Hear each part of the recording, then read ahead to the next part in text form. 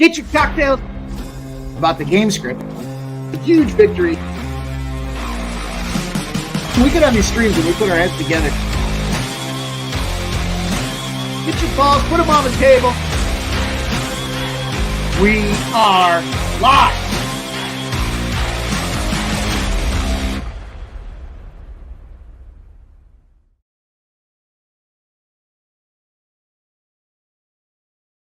What up? What up? Welcome on in. It's last call. Running a tad behind here. We got a little producer change today. We got Jose Bouquet, producer extraordinaire, rocking the ones and twos for us today. He's getting it all right for us to get this thing cracking, and it's going to be a fun little slate today. We've got 5 NHL games across the market.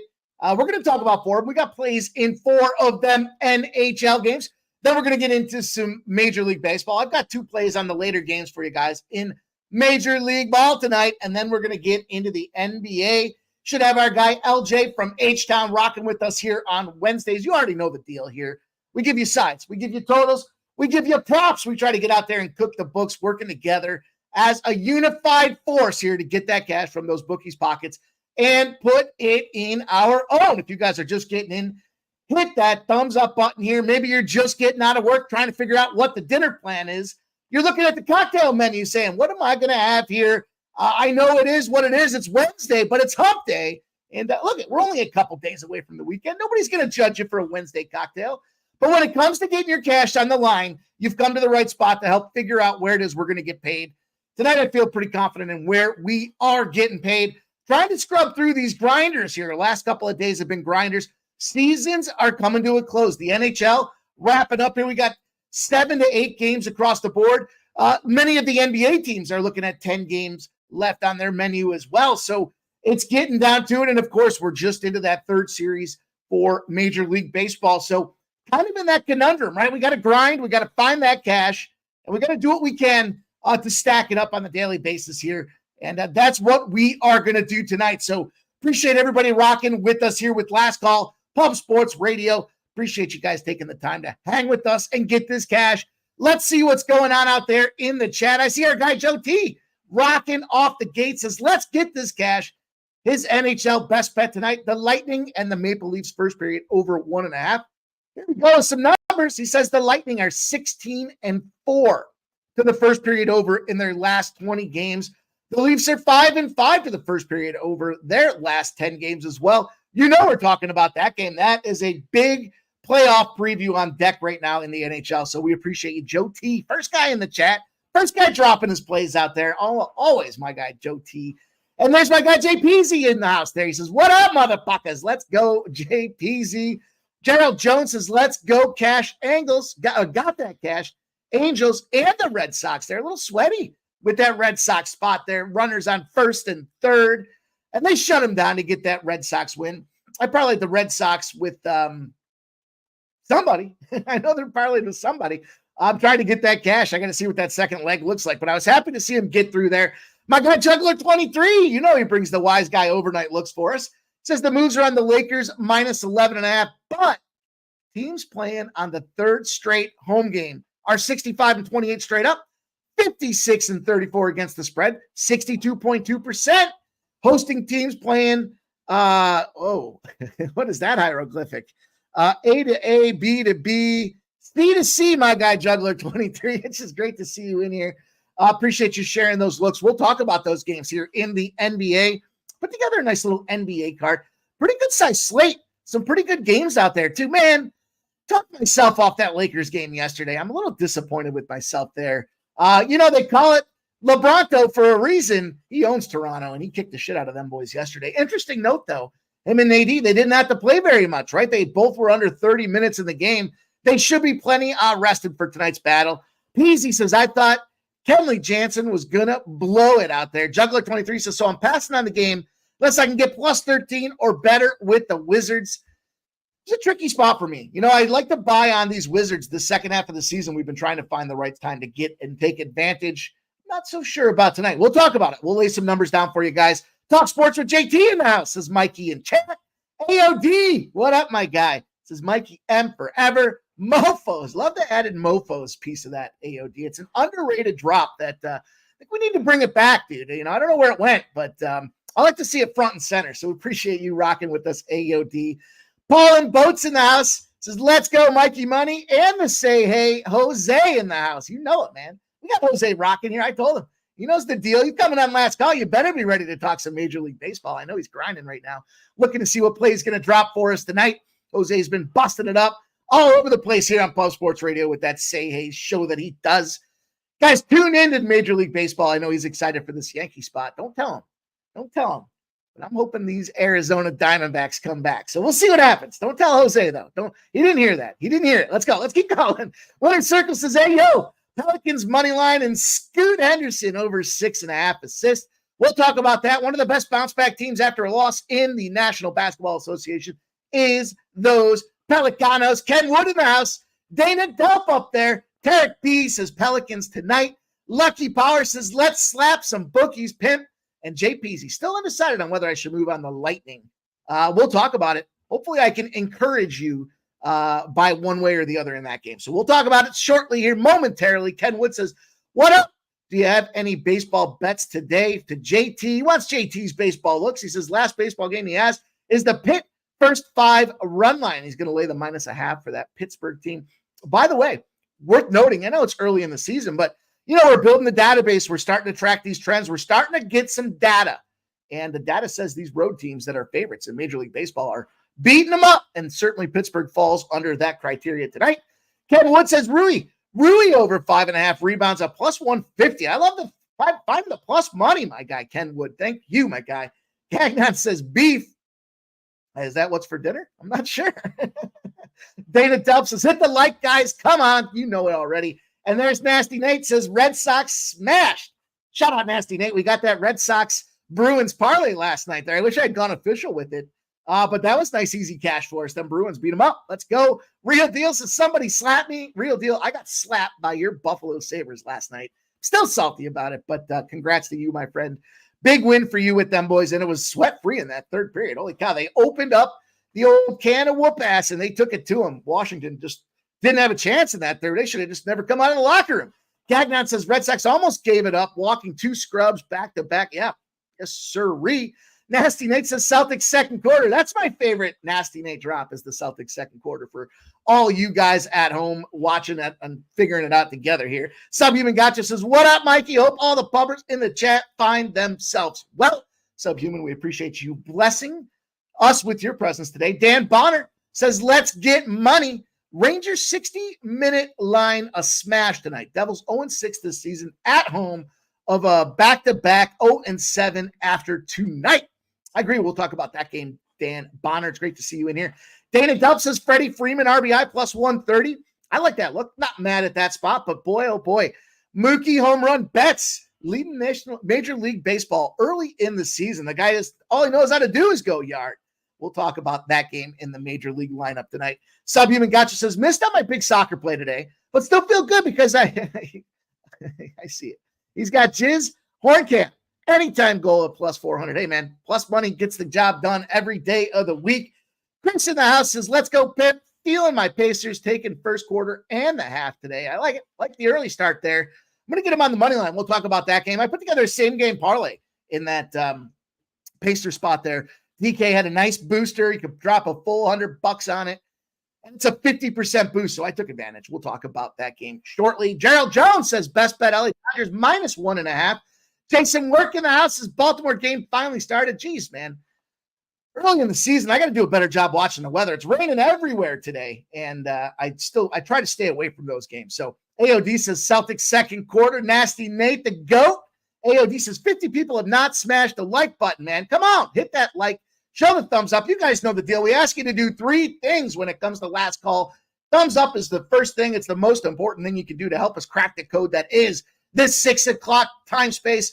2, grab yourself some pen and paper. You know when LJ rolls in here, we got Jose Bouquet. Planes are going to be flying here, not just with the panel, but you're going to want to write down with the chat sharing as well, not just as today's plays, but lots of great nuggets with these trends to take away for the future. You're going to want to take them notes down. And, of course, the third thing we ask you to do, drop your plays in the chat. Let's recognize the action you guys have as well. We're all trying to cook the books together. It's us versus the bookies, and we start here again tonight. We get after it. Subhuman Gaucho got the hockey play of the day. Jamie Benn, point -110. And the subhuman plays of the day are 9 and 3. He's up 11.3 units. My goodness, subhuman gaucho in the house, man, says Jamie Benn. 19 points in March, point in 11 of 13. We will be talking about that game. Jay Peasy says the Cardinals suck. Look, they didn't suck yesterday. They didn't get me done in that first half. I got a little too cute with that spot, but they do suck. They do suck. Trending around, especially Peasy, remember, first game of a series where they're a favorite. We want to fade them, boys. It's like the best trend going in Major League Baseball. Trending Rabbit. How does one apply to be a capper for pub sports? Start with a track record, my guy. You're going to want to start tracking your action. And from there, it all starts to take care of itself. You know, everybody recognizes folks that are winning, putting their hard work together, and then coming back. Like you see our guy Subhuman Gaucho knows his record. He knows what's going on. No one needs to tell him what the deal is out there. Rebecca Evans says, what up, Mikey in chat? Great to see you, Rebecca. David Burns watching from Cedar Hill, Texas. And Talk Sports with JT. Here's a record, 16-6 in baseball. Long season ahead, but love the grind. Let's get to work, and let's do just that. Yeah, AOD says track, action, provide value, and generally have a positive outlook, right? I mean, this is a tough grind on a daily basis, but yeah, track your action, most important. Drop it in the chat. You know, that's how it started with the old pimp slap play of the day. We're dropping it in there, ran like 17 straight games in Major League Baseball. I think it was like the entire month of August, it felt like, with Jimmy the Bag Show. Didn't catch an L until the end, and then it just kind of started to build from there. So you got to track that action. You got to make sure that you're...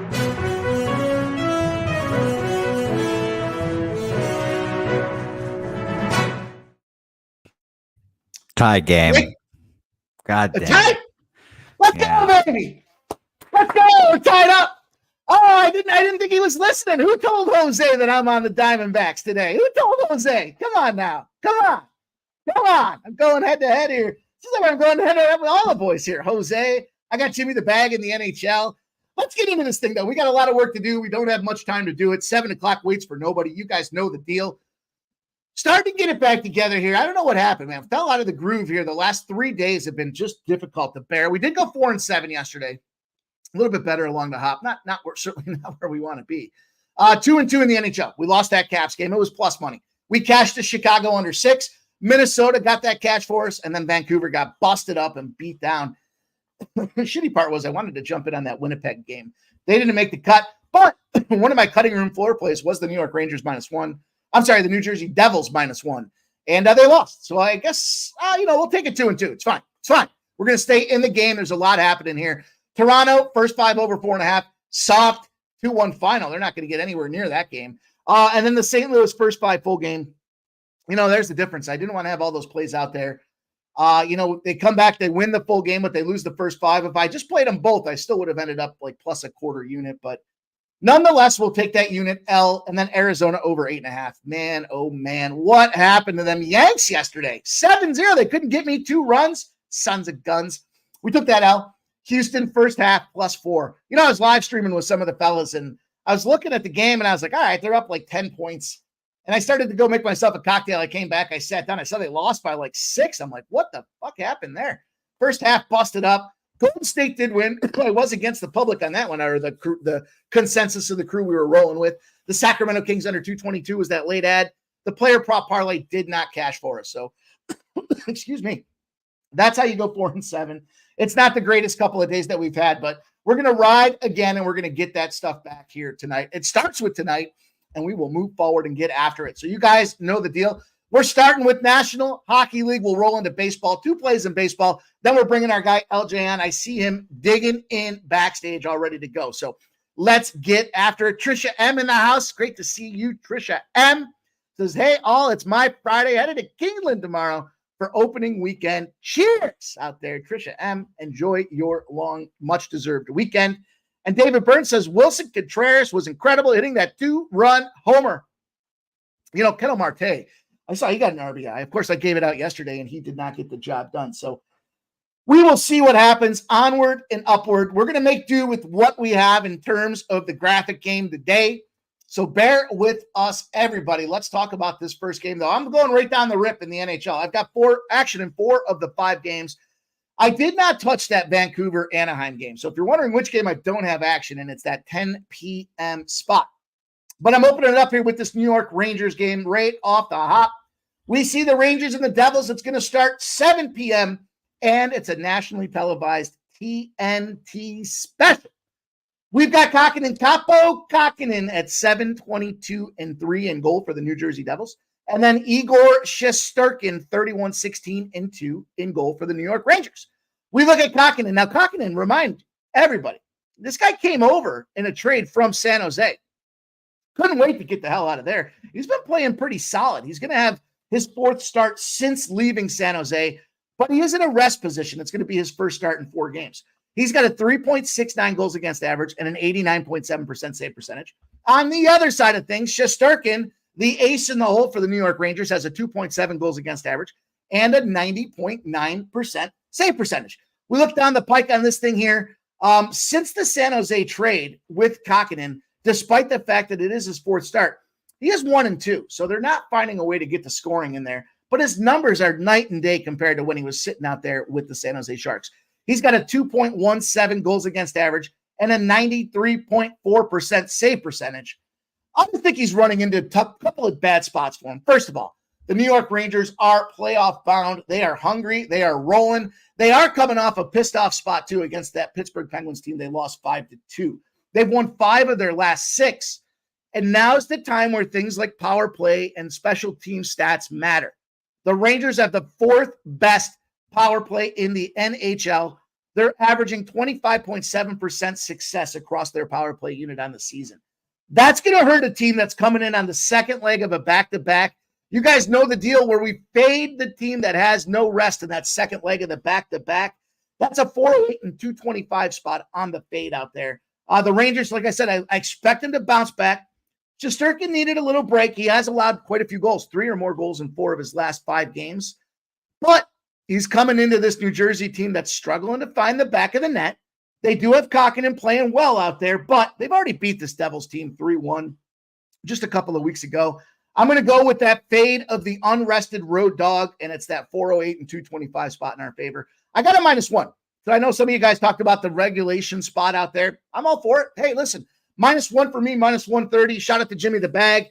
Gave us the education and said, at least with -1, if the game goes to overtime, we have a chance to still push. And that's kind of what I see with these two teams. They are competitive teams. This should be a playoff type of battle. And I don't expect the Devils just to roll over and put it in the air. But 6-3 loss to Pittsburgh, 5-2 loss at Buffalo. Certainly coming off some losses themselves, having a difficult time stringing some games together. So Rangers -1 is going to open the card up for us. Keeping this pace moving, we're going to roll on north of the border. We're going to the 6, baby. Tampa Bay, Toronto Maple Leafs. The game JPZ was talking about. He says he just can't quite pull the trigger on Vasilevsky. We know PZ gave him the No Vasilinsky nickname out there, but he is 28-17-2. On the other side of things, they've got Wall 11-9-1. This guy was brought in to be the savior for Toronto in the pipes. He's 11-9-1, and these goaltenders are very much a coin flip. 2.86 goals against average, 90% saving for Vasilevsky. 2.87 goals against for Wall, 91% saving. Very interesting situations here, but we know in the NHL, teams load up when they're on the first game of a back-to-back. That is the spot for Tampa Bay. Vasilevsky's got 4 straight starts rolling in here, and he's allowed 3 or less goals in 4 of his last 5 games. He did have a 4-2 loss to Detroit, so this is a bounce-back spot for this guy. On the other side of things, Wall, he's gotten 2 games of rest, and he's been doing a great job keeping the puck out of the net. 3 or fewer goals in 3 out of 4 games for this guy. The problem is that Toronto's inconsistency of scoring, despite not allowing goals, has led him to just a 2-2 record over that 4-game stretch.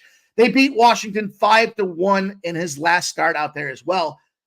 But this is one of those spots where you start to look at those X's and O's again. We talked about power play the last game. Tampa Bay's power play is humming right now as well. And then you start looking at some of these numbers, overall, you look at what Tampa Bay's been doing right now. Tampa Bay is 9-10-3 against the Leafs since going back to the 2021-22 season. So certainly Toronto's kind of got their mark here, or it's coin flippy, I guess you could look at it. The Leafs are 13-8-1 on home ice, but road teams are 11-8-3 in those games when it comes to the overall numbers. So this is a very coin flippy spot. I like the better power play that's going on right now, Jose, 5-4. The better power play going on right now with this Tampa Bay team, knowing that home ice isn't the advantage that it should be with this Toronto team. No Mitch Marner in the lineup as well. And I get the opportunity to get a plus money spot on essentially a coin flip opportunity. I'm taking advantage of it. The better team going on right now. They're playing red hot in this Tampa Bay side of things. You know, you look at kind of their recent performance as well. Tampa Bay did have a loss against Detroit 4-2, as I mentioned, but they beat the Islanders 4-1 comfortably. They beat Boston 3-1 comfortably. They took down Anaheim 3-2 as well. So 3-1 in their last 4 games here, minimizing the home ice advantage. Give me the opportunity with the team that is shorthanded without that Mitch Marner spot against Toronto. I'm going to take this Tampa Bay team. I think there's just too much skill on the ice for these guys to get the job done. And it's moving. Holy shit, it's moving now. Minus 105 is the best number that I can see out there. Unless anybody else sees a better number, this thing's moved considerably in the last couple of minutes here. Remember yesterday, we had that game where I forgot which team it was now that I have to look back at it. But nonetheless, that line was moving at the last minute, and it was moving against us. We still jumped in on it because it was what I felt was the right spot. This line's moving with us at the last minute, so hopefully that's a little better omen as we move on to this next game in the NHL. 9:30 Eastern. What a playoff matchup this one should be as well. The Edmonton Oilers. We got the Connor McDavids going into Dallas. They got Ottinger in goal with this Dallas Stars team as well. They can get this one right. Unbelievable. Dallas, I was surprised to see this. They're trying for tonight will be their best record in franchise history. They've won 7 games in a row. They're going for number 8 tonight. Picard's going to be starting in goal, the backup for Edmonton. He is 11-5, but we have Ottinger going back in there. The Otter at 30-13-4. Picard's got a 2.24 goals against average and a 91.5% save percentage. And then Ottinger, 2.87 goals against average with a 90% save percentage out there. So again, I think the motivation spot here lies in what's happening when you look at this Dallas Stars team. The motivation to go out there and get this record and keep things rolling. Ottinger's allowed 2 or fewer goals in 5 straight games. When your goalie gets that puck out of the net, you damn right, you go 5-0 in those spots. He is coming off a 17-save shutout win, 3-0 against that Seattle Kraken team as well. You know, and then as we go top to bottom with this team, Stars are scoring 3.64 goals per game. That's good enough to be 3rd in the NHL. Talk about special teams, some interconnectivity here with these games that we're looking at tonight. Hard to find the edge when you're this close to the end of the season, but special teams is a decided advantage as well. They're rolling in at 24.2% on the power play, and they're 4 for 11 in their last 3 games on the special teams units. If Edmonton gets a little sticky, a little chippy, or the home refs take to the edge there for Dallas, I think they're going to make the Edmonton Oilers pay in the spot. And I think it's just a great opportunity. Dallas is doing a great job controlling the puck. They're playing defensive hockey.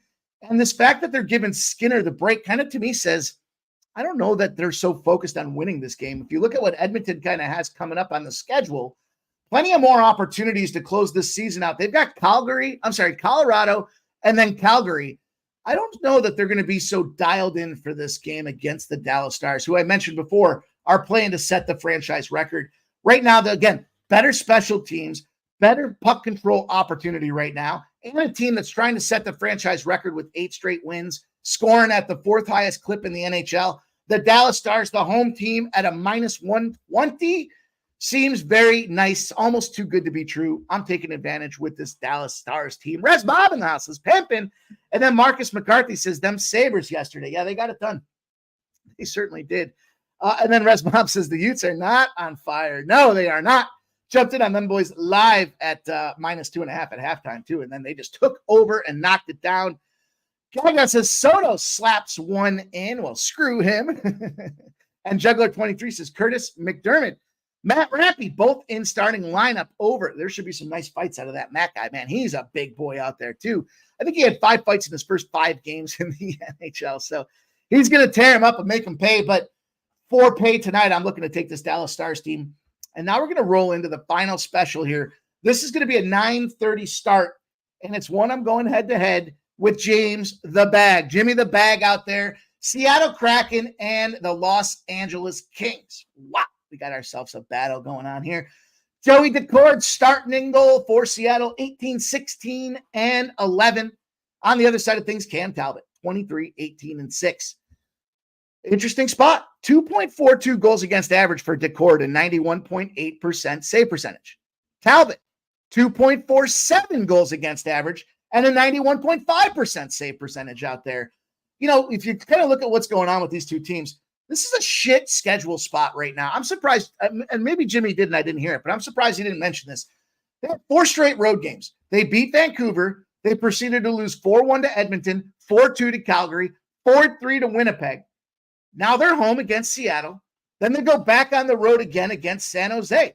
Weird schedule spot to close this season out. I don't like this. Tough spot to be after a 4-game road trip is that next game home. We've got LA Kings, as I mentioned, now hanging on to that second wild card spot in the NHL too. So things have kind of slipped out of that limelight. Everybody anointed them Stanley Cup champions back in October, and here they are battling for that second wild card spot. But that Vancouver game to end their season April 6th, I think means a lot more. They certainly need this win, but Talbot struggling. 3 or more goals in 3 of his last 4 games. He let 4 goals in on 32 shots against that Winnipeg Jets team that was a 4-3 loss his last game out. The angle I'm riding, we've been successful with it, is when Seattle gets a team that's been physical the previous game, as defined by 20 or more hits the previous game. You got hit 20 or more times, they're sore, they're tired. And Seattle has taken advantage of those spots, 23 and 15 on the season for Seattle. Also 23, 14, and 1 to the over in those spots. Wouldn't be bad on anybody that's thinking about, with this suspect Talbot situation, looking at a Seattle Kraken team total over. In fact, I'm going to add that spot to it here. As I say it aloud, the over 2.5 is plus 100 right now for the Seattle team total over. So I'm going to add that to the mix here. I've got time to get it in on the books, but you got a suspect Talbot who's let 3 or more goals in 3 or 4 games, coming off a 4-gamer. We got a game that goes over because the LA Kings just got beat up physically that previous game. And we got a team that wants to go out there and play spoiler. I expect them to be able to go out there and get 3 goals this game here. Maybe it's a 3-1 win. Maybe it's a 5-2 type of win out there. But Seattle Kraken for me are 154 right now on the money line over on DraftKings. And we're starting to see it drop. We see 150s, 148s, 146s, all to be mindful here. I'm jumping in on this Kraken. I am going head-to-head with Jimmy. He got me yesterday with Washington. But here's the thing about plus money spots. We go 1-1, I'm going to be up over a half a unit. He'll be down. So let's see if we can't get this cash here. Shout out to him. But tonight I feel it's the Kraken night there. That physicality in play transfers well. Let's see what happens and see where we go from there. So that's going to do it for the NHL. Let's roll on. Let's keep this pace moving.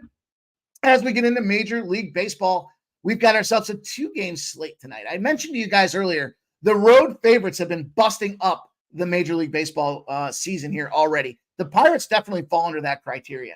But I see a low total with that Cubs game, sitting at 7.5s and 7s. The wind's blowing in there at Cubs land. Probably an under spot. Not touching that game either. Where I'm focusing my efforts here tonight, we're going to take a look. We got a nice plus money opportunity to kick things off with this Toronto, I was going to say the Maple Leafs, the Toronto Blue Jays and the Houston Astros, a line that opened up at plus 126, 69% of the bets, only 49% of the cash on this Astros team. This line's dropped on the Astros side from minus 148s down to minus 140s. The total's moving up, 58% of the bets and 97% of the cash on the over. Yet we don't see any movement to the over. Maybe it's going to be a lower scoring game in this one. I don't know. But where I want to go is I want to take advantage of Bassett. I want to fade Javier. I don't like this guy to begin with. I don't like what I'm seeing out of Houston. 1-5. Just a bad team right now, and we're getting plus money. Furthermore, we got a Bassett spot. When Bassett starts as a dog, we talked about Barrios as a dog. Unfortunately, his over streak came to the end yesterday. He pitched well. Got himself a 2-1 win. They didn't start scoring until the 9th inning in that game. But Chris Bassett in the starting role as a dog after allowing 4 runs on 6 hits in 5 innings the first start of the season. He's 16-0 in the regular season off a start that he allowed 4 or more runs on less than 9 hits. We got him at a plus 135 spot as well. Look, I'm not mad at anybody that wants to play this first five. I want the full game to stretch out of this thing, though, because we've seen Houston's running through bullpen parts like it's going out of style. And we see this line's dropping in some spots out there as well. I think the longevity of this game is going to play in our favor. The first five right now, you can catch plus 120s on this Toronto team, but just want to keep it cool here. I know Bassett's got a 7.2 ERA and a lone loss on the season. That definitely gives me a little pause for concern. I want to see the full abuse here from the bats on this Javier and the bullpen against Houston to go out there and get that cash. So, I look at these strikeout props too. The Bassett K prop over 4.5 is plus 102. The Javier strikeout prop over 4.5 is minus 152. So I want the full game to take advantage here with this plus 135 spot. I mentioned it there. I want to get these guys out of the lineup, bring the bullpens in, and take advantage of the use and abuse that is, and take this Toronto plus money spot against a 1-5 Houston Astros team. Onward and upward. 10 p.m. Nay, Mikey money. Nay. I have to come in. As you said, I have to have a play on the card. And this is where my play is too, Mikey. Now, tell the people again, what was your play again, Mikey? I'm on Toronto plus 135. I hate to break it to you, Mikey, but we're on the same damn side. I was like, I'm going head to head again. I can't. My heart can't take all that. So, all right. No, we're on the same side. I took the Blue Jays. I took them earlier today and got a shittier line. Actually, I got plus 127. I'm on him as well. I had Javier on my fade list. Obviously, I bet against him in his first start. I ended up cashing that, thankfully, but he pitched phenomenally. And I'll be interested to see if he can do it again here. I'm fading him. I'm on the Blue Jays. I like a bounce back for Chris Bassett here as well. And Bo Bichette's in the lineup. So that makes me feel a lot better as well. So, that's great. That's perfect. Yeah, I mean, you're right. The Bassett number there with that trend showing that he lets a lot of runs up. Not a ton of hits, but a lot of runs on that few hits out there. His ineffectiveness and then his ability to bounce back in a 16-0 spot since September of 2020, Jose. So I'm in good company tonight then. I like it. I don't know. Did I lose that Arizona spot? Did you get me on that one? That's a good question. I've been running back and forth, checking my TV, coming back here, running and just checking. Last time I saw I was up. So that was nice. Yeah, and yes, Matty Ice, former coach of Chris Bassett. And of course, we got to back your guy right there. That's how we know he's mentally strong. Yeah, that's how we know he's mentally strong. Let's go, baby. Let's go. Jose, I look forward to celebrating a victory with you, my friend. Excellent drop in and appreciate it. You want to stick around as I talk about this next game? Sure, I'll stick around. Yeah, it's an interesting game. I don't have a play on it yet, but Mikey, I'm sure you'll talk me into something. Well, Nasty Nate wants the Stros first five. So Nasty Nate's trying to give us that bad juju out there, but that's okay.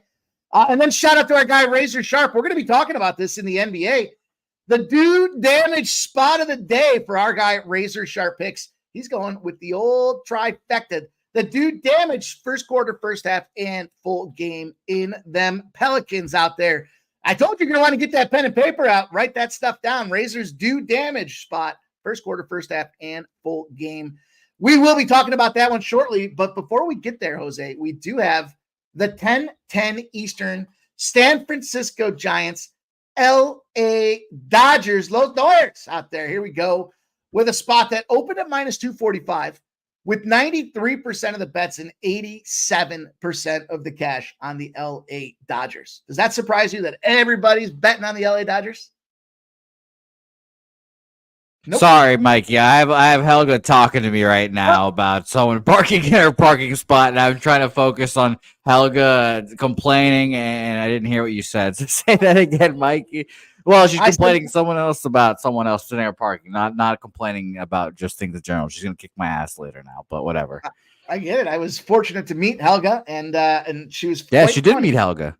She was quite funny at Ratama there as she was conversing with you boys about the amount of I guess we'll say it was the amount of dudes that were there. There's a lot of dudes. Well, yeah, a lot of dudes. By the way, Alexis / Helga, Mikey says hello, and he said you were funny at Ratama.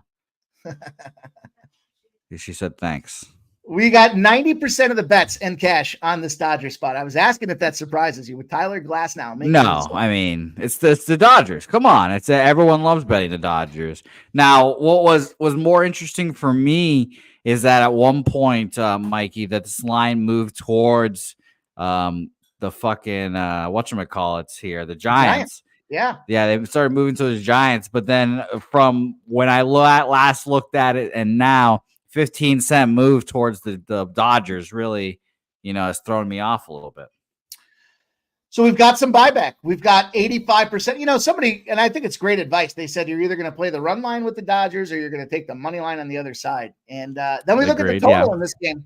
50% of the bets on the under, but 86% of the cash. This line moved from 7.5 to 8.5 with all that cash coming in on the under. Who's scoring all those runs? Really? Yeah, that's what I'm saying. Yeah, here. I was leaning towards like a Giants team total because I thought, I don't know what it is. I have some sort of prejudice against Tyler Glasnow that I just want to fade him, and I don't know what it is, but I was definitely interested in the Giants team total here earlier today, and that appeals me, Mikey. Well, I see our guy Matty Ice says Giants team total under. I'll tell you where I'm going with this one here. This is not the spot where I'm going to fade away. I'm going to take this Dodgers -1.5. I thought the -105 was modest enough. You guys have heard me say I don't want to lay the run line and the juice in those spots, but at -105, that's a modest little. It's not like we're -120s, and even then I might consider it with these Dodgers. But we've got Harrison. He's rocking a 3.0 ERA. He did catch a win his last start. Glasnow, a 2.46 ERA and a 1-0 victory as well for this guy. But it's this opportunity that jumps off the page at me. Now, I think a lot of this has to do with his previous, his predecessor or the team that he used to pitch for. But Glasnow teams are 18-0 when he's in a -180 or larger favorite spot in at least his third start of the season. So we do kind of check those boxes for this guy out there. The margin of victory, though, is where I jumped in on this one. This is where I was comfortable with the -1.5. He's winning those games by over 2.5 runs a spot. For me, it was a good opportunity to say, well, let's take it. Maybe we see that San Fran team struggling to score. Maybe Harrison does hold them down.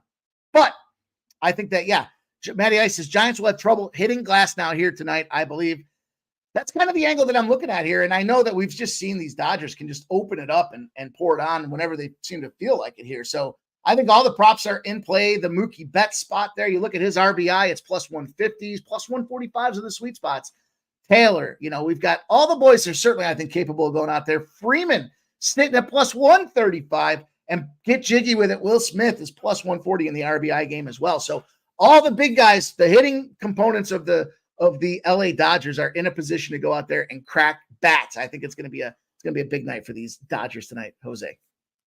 Yeah, I mean, the line movement is interesting. I'm staying off. They saw Harrison twice last year, and he pitched pretty decently against them. But that 1, 2, 3 is pretty tough. Honestly, what I've thought about doing recently, just betting Yerfies on Dodgers games, just quietly.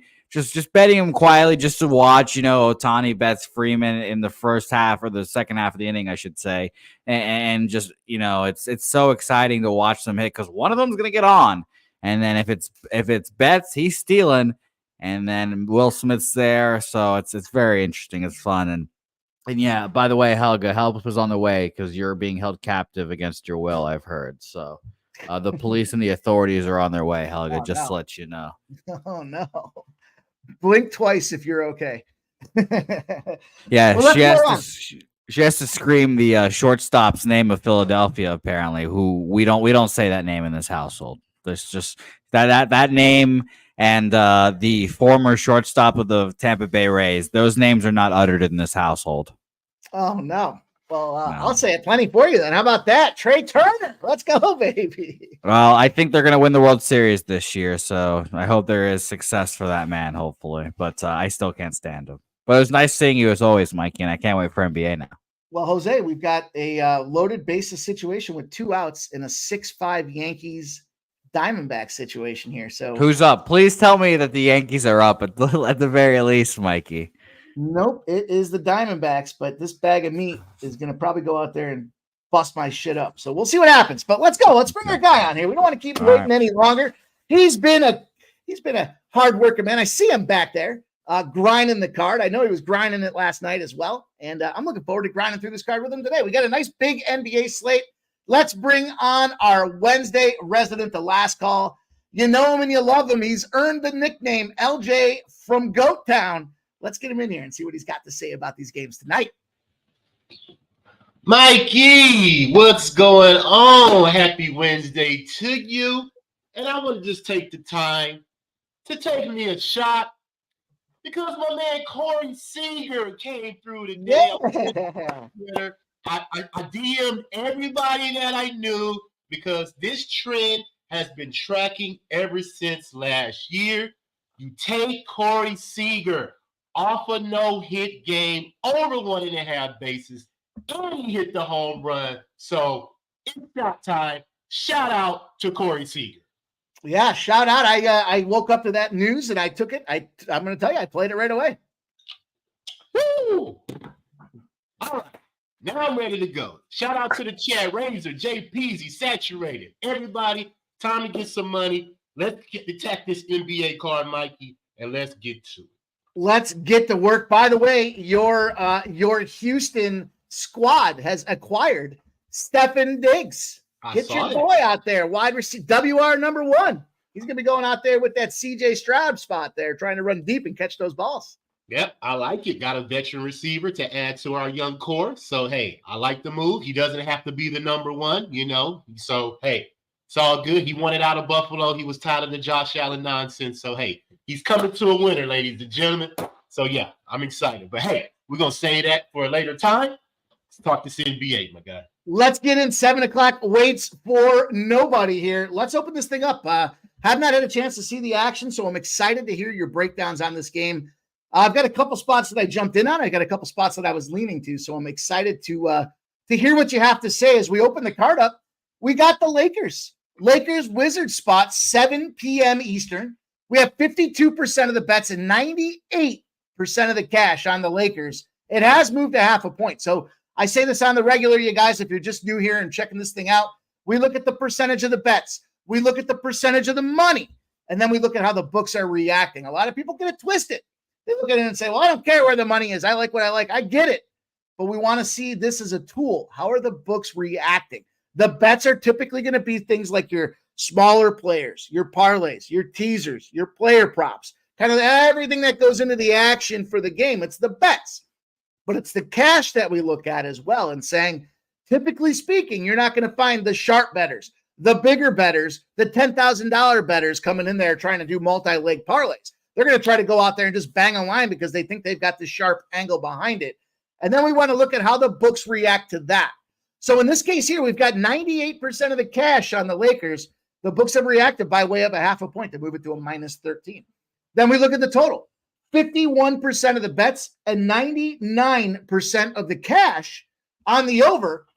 They have moved this thing up now to, there's some 236s out there, and it looks like we're continuing to move on up here. 236 and a half are starting to show themselves as well. So big money coming in on the Lakers, big money coming in on the over. And we saw this is a travel spot, the second leg of the back-to-back. LJ, we got them playing yesterday in Lebronto land there at Toronto. They busted them up 128-111. We also have the second leg of a back-to-back for the Wizards, having beat the Bucks with that big come from behind. Plus 13 dogs get the 117-113 win, LJ. Tell us what's going on. What's the game plan for this spot here, Lakers and Wizards? Oh, you're muted. You're muted, my guy. I'm sorry. Yeah, I was initially looking at the over because I looked at the numbers with the Lakers come with no rest. I think they're 7-0 to the over with no rest, if I'm not mistaken. And the Wizards also trend to the over as well with no rest. But I came to the assumption of I'm just going to take a prop just because I don't know how the Lakers are going to respond, with this game. The Wizards coming off a win, an unexpected win last night versus the Bucks as a double-digit dog, and they end up winning that game outright. So I don't know how it's going to go today. The Lakers, unrested double-digit favor on the road are hitting at 64%. So this is a Lakers spot when it comes to the statistics.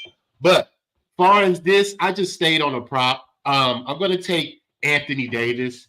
I'm going to take his over 14.5 rebounds. I see it's at plus 100 even money. So I believe that's a good spot just because the centers have just been dominating the Wizards. They have nobody inside.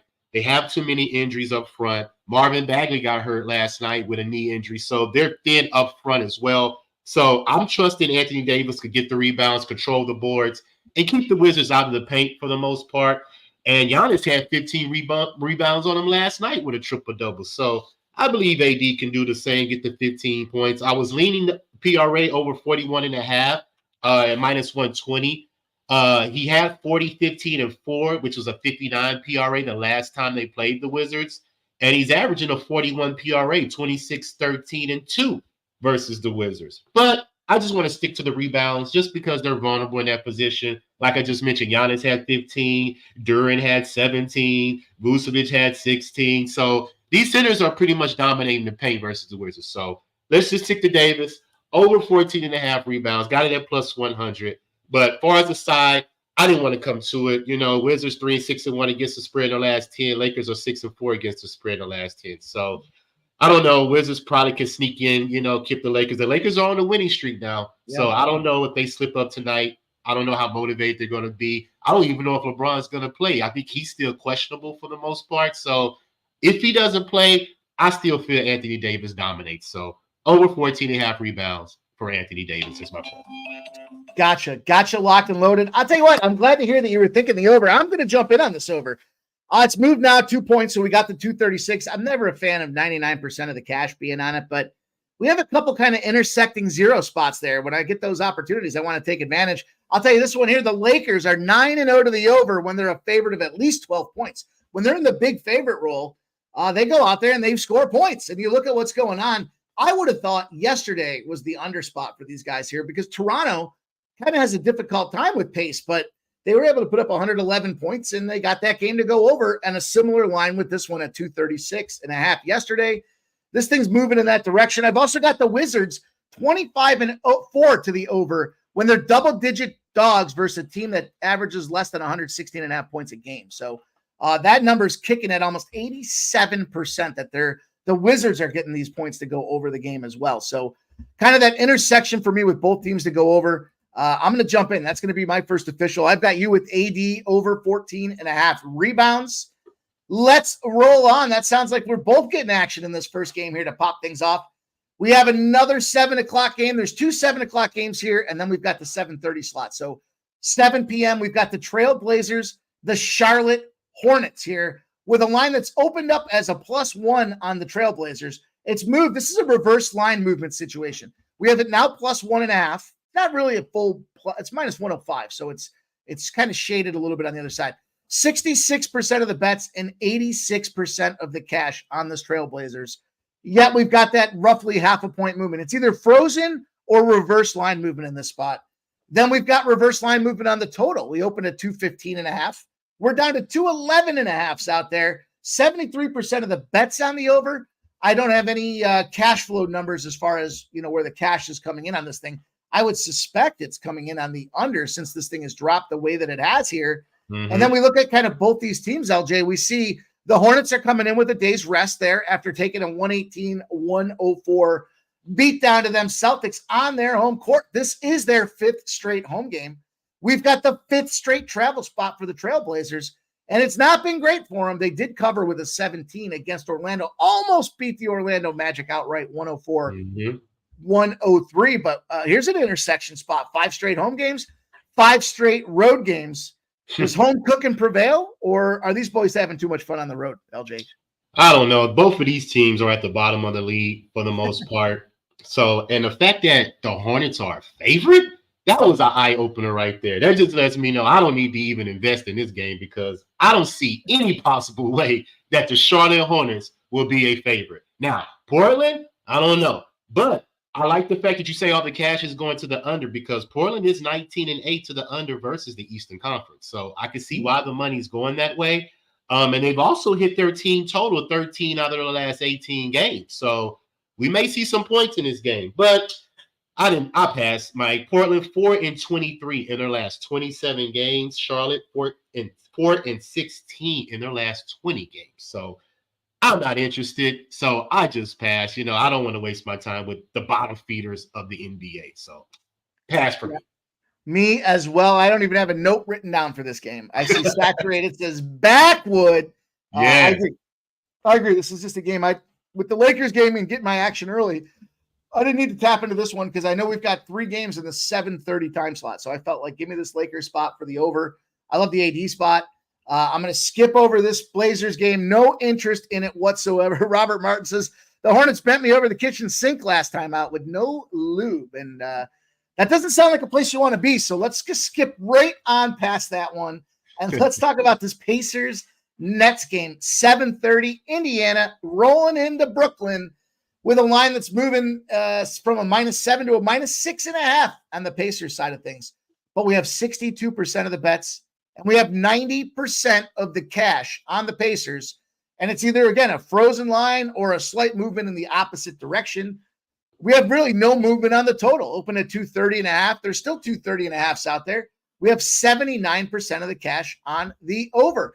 I'm starting to wonder with these numbers, LJ, if it's a situation because there's only a couple. I mean, as far as the schedule, they're clearly on the back half of the back half. So, are we seeing some twisted line movement or lack thereof because there's just the numbers are super sharp and, the season's kind of coming down to the end. I see Fanatical Jim says Miles Turner is out of this game, and I do see that as well. Of course, we know on the other side of things with the Nets, this is the Nets. I mean, look, from what I understand about this game, LJ, and you can kind of course correct me here, but the Nets are eliminated with a loss here officially in the season, and the Pacers are still trying to play in the hunt here. So that being said, lots of cash coming in, and we see frozen lines. What's the thought here with this Pacers Brooklyn Nets game? Is Brooklyn going to be officially put out on their asses after this game tonight?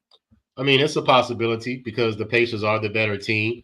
Both these teams just played a couple of days ago. So I don't like to invest in teams that just see each other on a back-to-back like that. But you say the money's going on the over, and the Nets are 11-6 to the over in their last 17 games. But the Pacers are 9-1 to the over when the total's under 247. So just conflicting trends right there. And I just can't. I didn't want to dive into it because, like I said, both these teams just played and Indiana smoked them, Yeah. So Brooklyn should probably come in here with some fight, like you said. They really don't have nothing to play for, So, hey, they may come in here and make an example out of the Pacers, for beating them up the last game. So either way, I'm just not going to invest in it. I lean Pacers, but 6.5, nah, I'm not going to take a chance on that. So I passed. Gotcha. Well, this is the game I went same game parlay with. So, okay. I told you guys about this before. Some professionals out there have talked about these new books, the legal books. Sorry, LJ, I know you're not there yet, but you will be. And in the meantime, though, they said taking advantage of these boosts and things are where they've really been able to capitalize and move their bankrolls. And tonight, DraftKings has a 50% boost lined up in the NBA. Sometimes they're only $10, $15 spots. This one will let you throw a whole $100 on it. And that's in fact what I did there. The Pacers money line for me. I took the points out of the equation. Just give me I get it. Revenge spot, if you will, for the Nets who just kind of beat them up. I think they put the Nets to bed, though, and their season's over. Then I went to Siakam. I didn't go to his rebounds number, though. We've been capitalizing on his rebound number when it's at 7.5. Okay. They've moved it to 8.5. So I kind of got a little gun shy. What I did do is I took his points, 20 plus points in that spot. Okay. He's been on point with this number and getting the minutes to support it. And then the Halliburton spot, by the way, his points total is 21.5. So I kind of teased that down to that 1.5 so I don't end up getting hooked in that thing. And then I went to Halliburton. Halliburton over, it's actually 10 plus assists for Halliburton, not the over 10.5, but 10 plus assists for Halliburton. Recorded 13 assists just 2 days ago out there against this same team. He only had 26.5 minutes, which is barely 2 quarters of NBA basketball. So for me in that spot, I was able to get this 10 plus with Halliburton in the assist category, Siakam 20 plus points, and the Pacers, and it's plus 218. So I'm going to count it at the 218 official because some of you guys don't have access to DK and such. But if you do, I recommend capitalizing on that boost and taking advantage. To me, these are average numbers for these guys out there. When you look at what's going on with Halliburton, I mentioned his 13 assists his last game out. You look overall in the situation, he leads the league in assists. He's got 39 more assists than guess who? Mr. Triple-Double himself, Joker out there. He's averaging 11 per game. And in this case here, with 10 plus, we're getting a good opportunity to take advantage of the Halliburton assist category as well. So, like it. It's a little same game parlay that I whipped together there, LJ. Let's roll onward and upward. That's 7:30, so plenty of time. We're just getting to the 7 p.m. game starting now. But we got ourselves a big one on deck here. Nasty Nate's Boston Celtics are going to be hosting the OKC Thunder. Of course, the history with LJ and the Celtics last year, he didn't even want to hear the name Boston Celtics. Excited this year, though, because he is embracing, that is, this Boston Clovers here. -8.5 have skyrocketed to 12.5. 48% of the bets, but 85% of the cash on the Boston Celtics. And then as far as the total, it's moving on up. 72% of the bets, 61% of the cash on the over. It has moved up 2 points there. OKC Thunder, what a letdown yesterday. 109-105. The welcome back Joel Embiid game out there. They were getting 3. They lost by 4. Now they're on the second leg of a back-to-back. And they're going out there against a Celtics team who is facing their first game back after, what was that, a 5-game road trip? Including 2 back-to-back wins against the Pelicans and the Charlotte Hornets. I've always said toughest game to play is after a 5-game road trip is that first game back. I already used that line earlier today, LJ, but tell us what's going on here with these Clovers. Are you going out there and you going Boston? Are you going OKC Thunder? How are you getting paid in this game? Oh, we got action in this one, Mike. And like you just mentioned, I didn't invest in Boston last year just because I didn't like the roster, and I think they depended on too much on their 3, and I felt they didn't have another way to score. And that's why one of the reasons why they were eliminated in the playoffs by the Miami Heat. But this year, totally different. They got Drew, they got Porzingis, and everybody's on deck tonight. And the reason why I'm taking them is because I love they're back home. They're in a comfort zone. And they're facing a vulnerable Oklahoma City that doesn't have no Shea and no Jalen Williams. Both of your top 2 scorers are out. I believe Boston takes care of business. So this is how we're going to attack this. Now, last game versus Charlotte. I took Boston first quarter minus the 5.5. And guess what? They lost 32-30 in the first half. So you know what we're going to do, ladies and gentlemen? I'm going to get my money back today. Boston, first quarter, minus the 4, simply because they have a +4 point margin in the first quarter at home. They're 9-3 straight up in the first quarter at home versus the Western Conference. Mind you, the Oklahoma City, 2-8 in their last 10 in the first quarter on the road versus the Eastern Conference. So that was the easy play for me. I'm trying to get my money back that Boston took from me last game. That's my first play. Second play, Mike, we're taking the team total over 120.5 simply because Boston has hit this number 8 out of their last 12 games. Also, this is a revenge spot for Boston. They lost 127-123 on January 2nd in Oklahoma City. And I believe Oklahoma City is going to have a flat spot tonight, considering they're on a back-to-back. They don't have their 2 number 1 scorers.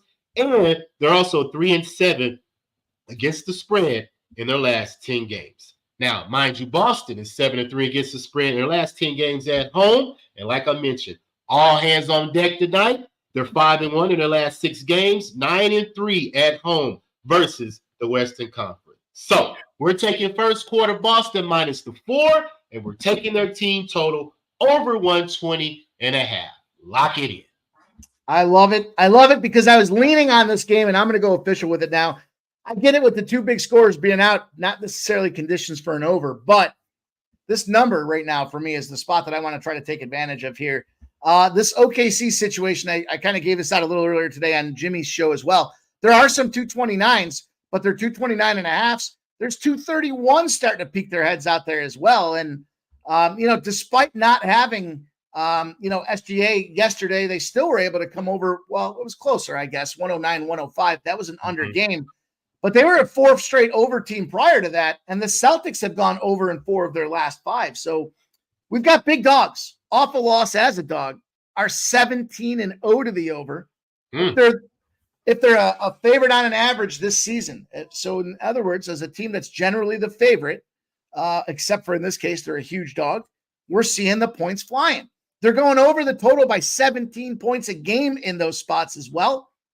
And so your confidence there with the team total at 120.5 to me means all I need these boys to do is go out there and put up a 109 spot, which is pretty darn close to what they did yesterday, 105 out there. I think we can get there. So I'm going to rock this thing. I'm going to take the OKC over 229 at -110. All right, let's get it. Let's get that cash. Let's root for some points. Let's see where it gets us here to get this thing rolling. But just making some notes, making some updates, and let's go on to this next game here. We've got another 7:30 special. It's the Detroit Pistons. The Detroit Pistons against the Atlanta Hawks with a number that's moving in an interesting direction here, LJ. Help me make sense of it. The Pistons went from 13 to 11.5. 71% of the bets and 76% of the cash all over this Detroit team. Then we've got a total coin flip. 60% of the bets are on the over, but 77% of the cash is on the under. Yet the numbers moved up a full 1.5 in this game to the over. So pros versus Joes on the total. Big money coming in and cash coming in on the Pistons. Enough to move it down a full point, even a 1.5 in some books. There are 12s. It's down to 11.5s. I had a tough time with this game. I know Cunningham is looking to be in the lineup. We know the Hawks 4-1 in their last 5 games. And we know the Pistons are 1-4 in their last 5 games. Tell me, is this a case of too many points? Or does Atlanta go out there and put boots to ass on these boys? It depends, like you just mentioned, if Cade plays. Detroit depends on Cade Cunningham. If he don't play, that means they're not trying to win. But if they rule him in, they're trying to win this game. And they do have a shot to win it, or at least cover the points. I think 12 is too much with Atlanta just because of the lack of injuries that the injuries that they have as well. I don't know if Jalen Johnson is coming back because he's very important to that team. I think he is ruled in. So if Jalen Johnson's in, I think Atlanta has a chance to hold off Detroit, but covering the spread is going to be a tall task in my opinion. But Pistons 5-5 against the spread in their last 10. The Hawks are 5-5 against the spread in their last 10. So they're pretty even there. But the Hawks are 7-3 against the spread last 10 at home. But I can't trust the Hawks to lay this big of a margin at home. They don't play very well against the spread at home initially. So I'm just going to stick to Dejounte Murray. He's the number 1 scorer on the team. He does the facilitating, and he rebounds on that team as well. So we're going to take Dejounte Murray over 14.5 rebounds plus assists. I got it at -132 simply because he's averaging 6 rebounds his last 6 games. He's averaging 10 assists his last 6 games. That puts you at a 16 rebounds plus assists. Yeah. They have it at 14.5. I think it's good money. So I'm just going to trust that he gets his rebounds and assists. He may get the points as well, but I'm thinking that he's going to concentrate on having the ball in his hands, initiating the offense, and putting his players in a position to score. So Dejounte Murray over 14.5 rebounds and assists is my play. Excellent. Excellent work. I see a couple by the numbers for you guys. If you're looking for sides or total action, there's no play for me on this game. But I will say this, Atlanta 9-0 against the spread when they're at least a 10-point favorite, and they got against a conference team with a total that's under 231. So the correlation there to me says Atlanta's covering spreads when they're big favorites on low totals. Their defense is coming through to keep that number down. And then Detroit, their unders are 8-0 when they're on the road, and they've got a total that's bigger than 217.5. So, maybe there's a little correlation there on the under, but no play for me. I like the Murray spot there. I love that prop. I think that's a great look. 14.5 rebounds and assist for our guy, LJ from H-Town. And that's going to bring us to the 8 p.m. window. So let me take a spin through here. I know I've neglected some of these comments out there, and I want to make sure I take advantage here with you guys. Norman Ross says Cade and Duren are in, and that's a big deal out there for them boys in Detroit. Yep. Maybe that's why we're seeing that line move now, right? There you go. We're seeing that 1.5. That's a great update. Norman Ross, my guy. Ricky Bobby says Capella over rebounds or points in rebounds. And there's our guy, Tone Miggins, in the house. Says double. He's got the AR-15 assist over 5.5. -115 is the levels play of the day. and he likes a just under a half a unit on the double-double as well for AR-15 at plus 900. That's a big score for our guy, Tone Miggins, man. Thank you for sharing, Tone. Let's go. Jim Putz saying, LJ, the Texans traded for Diggs. Really didn't trade for him. It was just a fire sale, and they got him at the second-round pick. Are you kidding me? Yeah. Anyhow, let's go out there. Peasy says, Lightning better win. And Saturated says, I am about to smash my TV. That MFer Giddy dribbling the ball off his foot with his nail in the coffin. Okay. Saturated's got the Celtics minus 5.5 in the first half last night is where he got that number. So early shopping pays the bills there, and we're still giving you guys what we have for the best looks with the current numbers that are available. Saturated says, during losing, that tooth cost me a $1,000 parlay. Oh, man. That hurt. Let's roll on. We've got ourselves 3 8 p.m. games as well. The NBA's done a nice job. Rempe's fighting. Go figure. We talked about it. I don't know if you saw this guy for the New York Rangers, LJ, but he's like 6'9", maybe 6'10". He's a monster. And all he's done is fight since he got 12 seconds into the game. This is the guy that all these teams want to fight, this guy with the Rangers.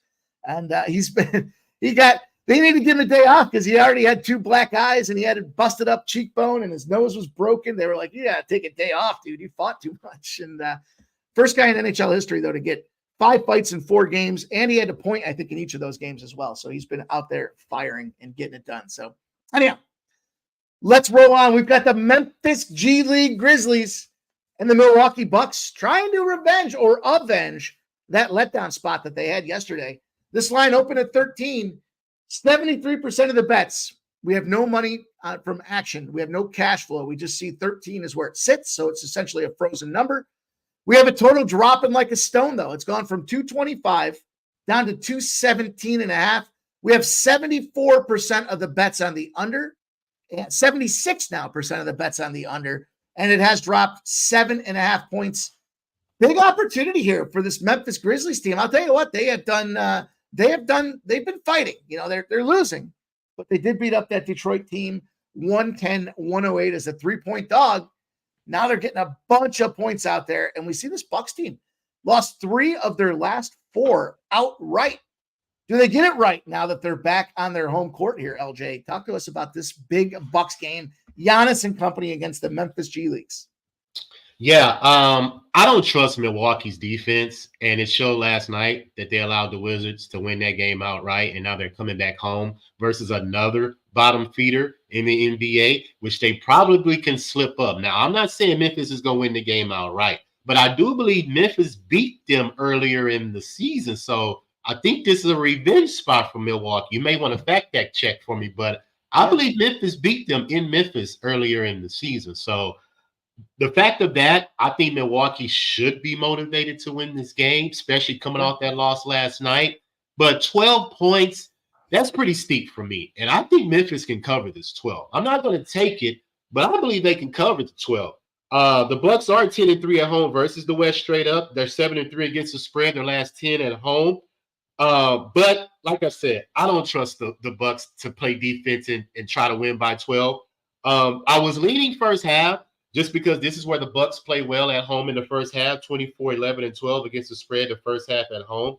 But it's a plus 6-point margin, and the line is -8. So that was too big for me in the first half because you could easily get hooked by that, and they could probably win the first half by 6 or 5, and Memphis still covered that. So for those reasons, I passed on the game, but I have a heavy lean to Memphis plus the 12 because I believe they can stay within margin simply because Milwaukee is having trouble covering spreads, and they're missing Damian Lillard and Chris Middleton, 2 of the 3 top scorers on the team. So you're just stuck with Giannis for the most part. He should still get probably a triple-double because he's out there, doing everything, points, rebounds, and assists. So, you can look at Giannis props. But other than that, I stayed off just because I didn't like how Milwaukee performed last night versus the Wizards.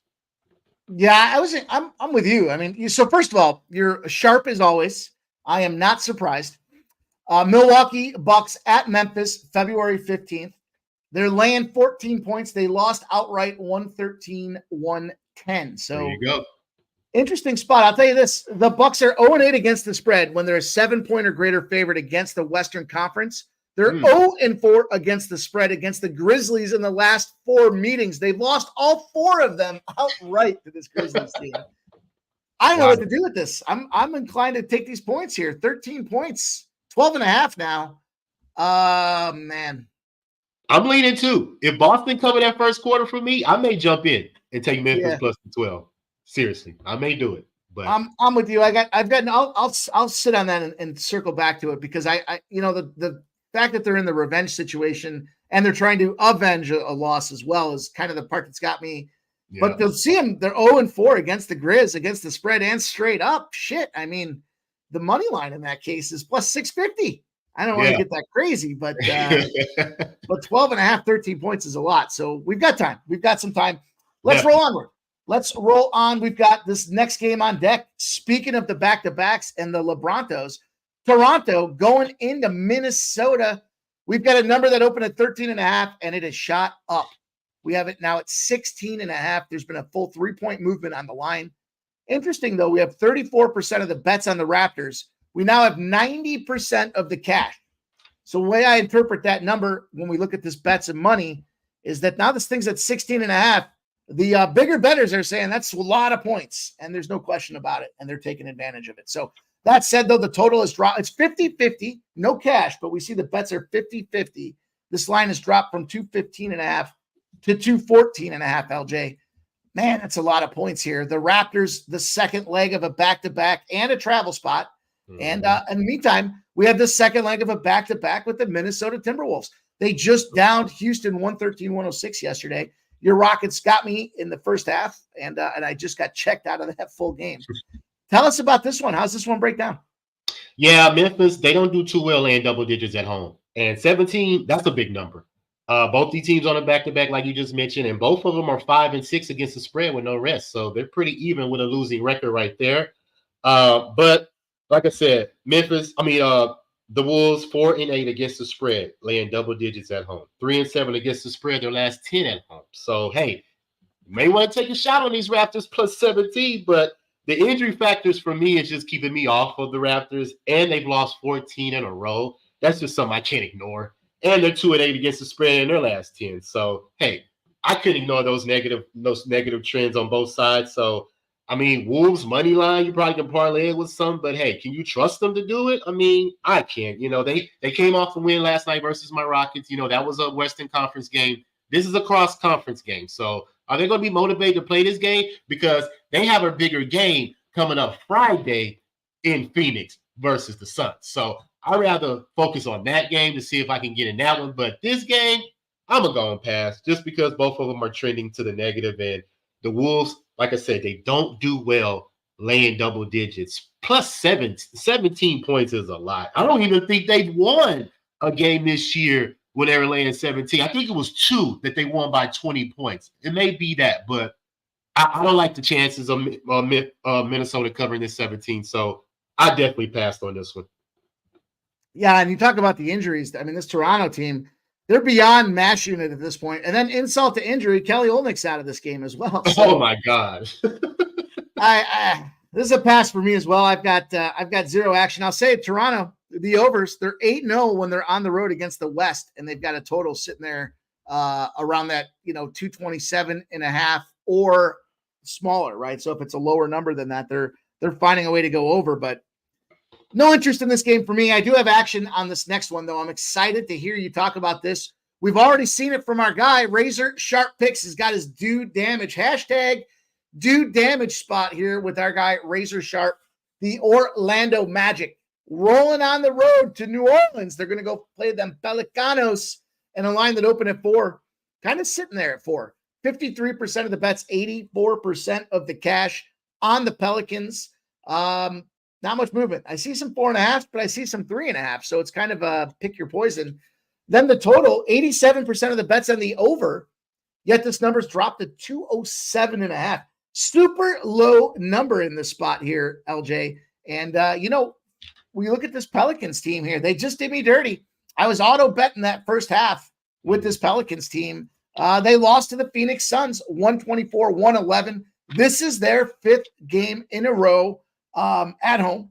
This will be the first road game for the Orlando Magic after 5 in a row at home. And the Orlando Magic have covered a ton of spreads this season, LJ. What's the haps on the crafts of this game here, man? What are we doing here? How are we getting paid? Yeah, I'm going to jump in this game as well, just because I like the fact I like taking the Pelicans off a loss. You know, they didn't take care of business versus the Suns, but I believe they bounced back in this game. And I'm not mad at Razor's trifecta, you know, but I'm just going to stick to the first half just because that's where the Pelicans do most of their work in the first half. They're 19-91 against the spread off a loss, 5-3 against the spread off a home loss in the next game, and 6-1-1 against the spread in the first half off a loss at home. It's a plus 6 point margin at home. So I believe that -2 is good money for the first half of the Pelicans. I believe Orlando is going to have a flat spot. They played 8 straight home games. Now they're going on the road. So I definitely expect them to go flat. Now, both these teams play very well against the spread versus the non-conference, top 5. So that's why I stayed away from the game, full game. But I believe the fact that the Pelicans came off that loss versus the Suns, came in there and smacked them up. Devin Booker gave them a 50-piece. So I believe they're going to have that on their mind. And I believe that the coach for the Pelicans are going to instill in his team, we're going to come out fast because we got embarrassed the last game, especially in the first half. They didn't have no chance in that first half. Now, they made it a game a little bit in the second half just because the Suns kind of eased off the gas because they had so much of a lead. But this game, I think they're catching the Magic vulnerable, coming off 8 straight home games. Now they got to go on the road versus a team that's great off a loss at home. So we're just going to stick to the first half -2 for the New Orleans Pelicans. How about 2.5? I don't know if you still see a 2 out there. I'm seeing 2.5, and now some 3.5s out there as well. What? I'll take the 2.5. I believe they'll be up by more than 2 buckets. Yes.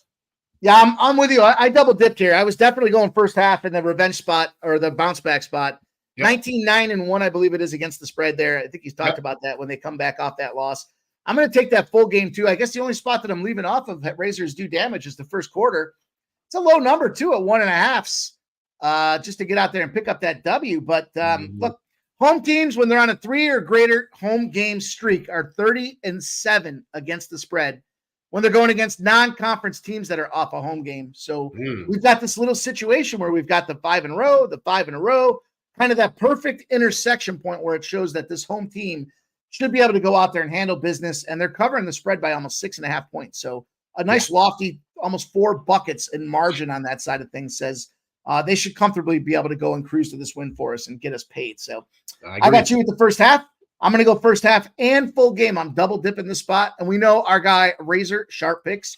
Hashtag do damage. He's rolling first quarter, first half, and the full game out there for Razor. He's got the confidence in that spot, as do I, as does LJ. Let's roll on here. Just one game left on the card. We're there. It's 10 p.m. It's the Cavaliers. It's the Phoenix Suns with a line that started at +6. It's dropped 0.5 point. It's dropped because we see 47% of the bets and 74% of the cash on the Cavaliers. Good enough to move it 0.5 point. The total's moving up. 76% of the bets on the over. We don't see the cash, but we know that it's big bets coming in on the over. It's moved from 225.5 to 226.5 out there, LJ. Before we jump in, let me just take a buzz around the chat here. There was a couple comments I wanted to drop in there. Kogi Cam says, are they still doing all about the hoops, or they stopped because Dutch can't be there? It's in the works to try to figure out what that schedule is going to look like. Yeah, we were doing it on Wednesday. Well, we had kind of the crutch in there trying to figure out who was going to take over for it. Dutch was doing it on Sundays as well. We got some great ratings on Sunday. It's just a matter now of trying to figure out what the best day is. So stay tuned. Great question, Kogi Cam. We're definitely going to come back to you guys with more live streaming out there. And then Jeff Stazowski says Memphis, says the Wizards are coming out firing. Saturated's got the Minnesota team total over 114.5. And Jake Flanagan says, I just watched the Devils Rangers fight. Holy shit, I love hockey. Yeah. I'm gonna have to go back. I saw you guys dropping it in the chat that a bunch of guys got tossed out of that game. So expected it to be about there and about, it sounds like. Saturated says the Wizards are up early. Fanatical Jim says it's quickly and the G League.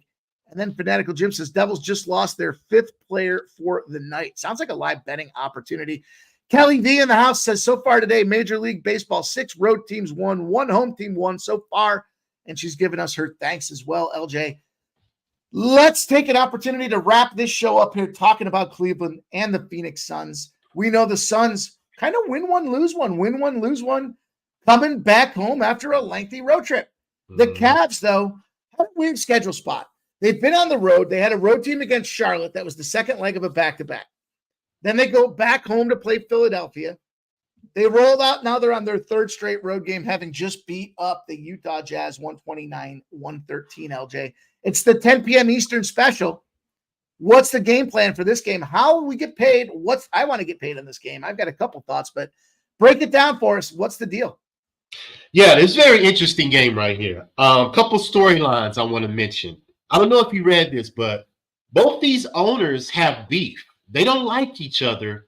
Dan Gilbert and the owner for the Suns. They have history of they're in the same business for as a real estate mortgage company. So they've been battling for the past couple of years. And Dan Gilbert put out an audio that he doesn't like this owner for the Suns. He's cocky, and so for this reason, I believe that the Suns are going to be up to play for their owner tonight. They're coming back home, like you said, off the road. Cavs on a back-to-back. They're only 5-7-1 against the spread on back-to-back. So that's not a good record there. But the Suns don't have Grayson Allen. He's a game-time decision, but he's probably not going to play. And the reason why I didn't take the side is because Cleveland's very vulnerable when it comes to that three-point shot. But I need Grayson Allen to be in there because he leads the percentage in the NBA in three-pointers. So if he's not playing, I don't know if the Suns will be able to capitalize on that three-point shot. They're probably going to have to find other ways to score. So I don't know how that's going. I don't know how that's going to work. Plus, like they said, they're coming back home from a road trip, so I don't know how they're going to respond in that way either. They are 11-3 straight up at home versus the Eastern Conference, so that's a pretty good record. But they're only 2-9 against the spread after a win since the All-Star break. So kind of Jekyll and Hyde there. Like you say, they win one, they lose one, they win one. So you never know what to expect. You can't really gauge that when you don't have this consistency with these teams. So for that reason, I stayed off the side. I see Donovan Mitchell is back as well. And the Suns have trouble with these guards. So Garland can have a good game today. I will look at his assists because the Suns give up a lot of assists to the guard position. And Donovan Mitchell can come out and give you about 20, 25 coming. I don't know if he's going to be rusty, but they're very vulnerable in the backcourt trying to hold these guards. So for that reason, I stayed off the side, but I came to the total. I'm going to take a shot on the under, 227, simply because the Cavs are 22-15 to the under on the road on the season. And the Suns are 13-4 to the under in their last 17 games at home. Yeah. So I like how the Suns play as a dog when they're not expected to win. I don't want to take them as a favorite because they don't perform well in these spots, and they let these teams come back and get in the game, and they have to fight them off and hold them off, and they barely win these games. So for that reason, I stayed off the side. The Cavs are 3-7 against the spread in the last 10, so they haven't been trending very well there. So I'm just going to focus on the under just because I believe if the game start off fast, I believe the play slows down in the second half, and I believe that both teams will settle in and play a little bit of defense and try to keep off the competitors of this team. So for that reason, I'm on the under, 227 for the total.